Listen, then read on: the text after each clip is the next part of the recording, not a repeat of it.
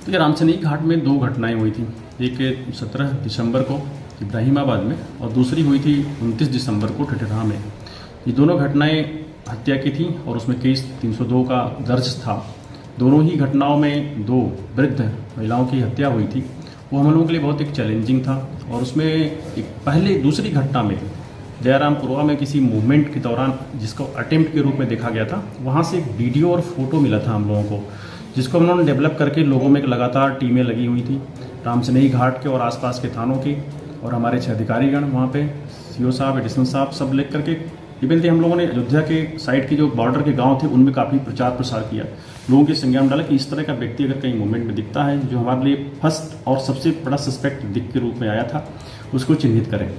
उसी क्रम में जब मवई में ये व्यक्ति दिखाई पड़ा, वहाँ किसी ने अटेम्प्ट किया तो लोगों ने उसको पकड़ा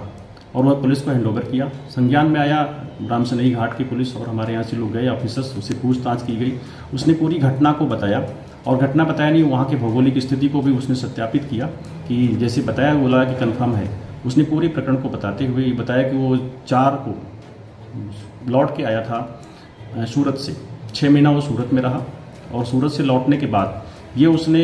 2 यहाँ पे और 2 घटनाक्रम जो आते हैं जयरामपुरवा और ये जो अभी हुनहुना में हुआ है मवई में, इन घटनाओं को बताया कि मेरे द्वारा ही की गई थी।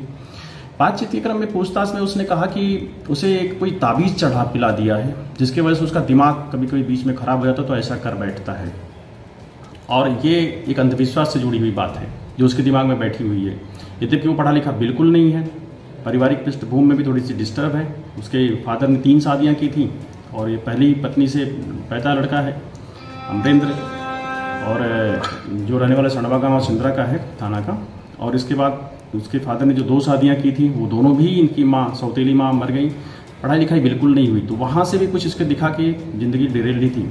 अल्टीमेटली ये इस मनस्थिति में आ गया था क्योंकि कहता था कि हमें ओल्ड एज की महिलाओं को देखता था तो मुझे आसानी लगती थी कि इनको आसानी से हम मार देंगे,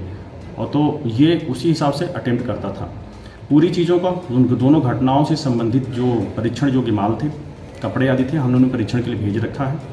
और इसको भी हम लोग अपने यहाँ वारंट पे लेकर के इसको पुलिस कस्टडी रिमांड भी लेंगे और सारी चीज़ें कंसर्न हैं वो इससे रिकवर की जाएंगी और परीक्षण के लिए भेजेंगे। इसका DNA सैंपलिंग भी कराएंगे जिससे हमारे पिछले लिए गए जो हमारे स्वैब्स हैं उससे परीक्षण कराने से मैच करा सकते हैं, पर्याप्त एविडेंस है।